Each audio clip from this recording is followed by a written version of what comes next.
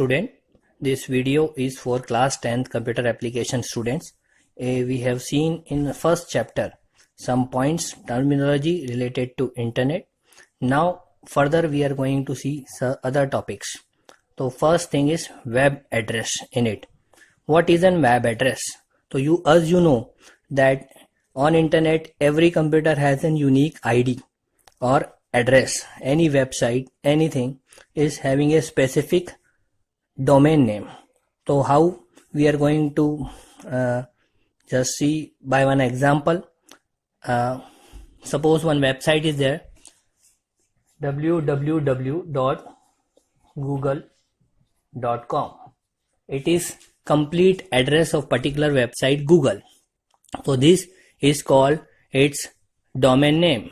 So here we are identifying this website by the extension. This extension .com. So it represents the web address of a particular website. This is also known as DNS, that is domain name system. So several domain name we are having. One by one we are going to see. That is edu for educational website .edu. Then we are having .org for organizational. Now for MIL for military. Then .gov for government, and so on. So this indicates what type of particular website it is. Now we also have for country, specific country, further after that .com we are using the 2-letter extension for the particular country. Like suppose it is Google website of India, so we will be using www.google.co and .in. .in here represents India. Same way we are using for .ca for Canada. Then we are using .uk for United Kingdom and .us for United States. So this represent the total domain name systems for particular website addressing. Now for every PC on internet we are having again a number addressing system that we want to see. Now what is it?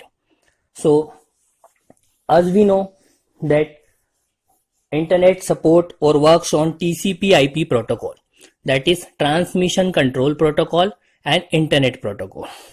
So every system on internet has a unique IP address that is called as internet protocol address.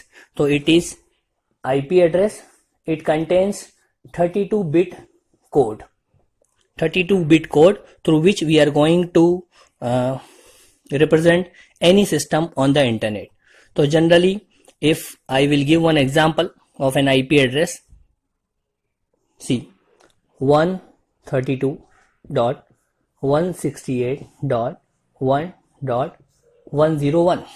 So this represent a particular IP address. In this fashion we are going to represent any particular IP address. Now these fourth two numbers represent the network part. This is known as network part, and these two indicate host part.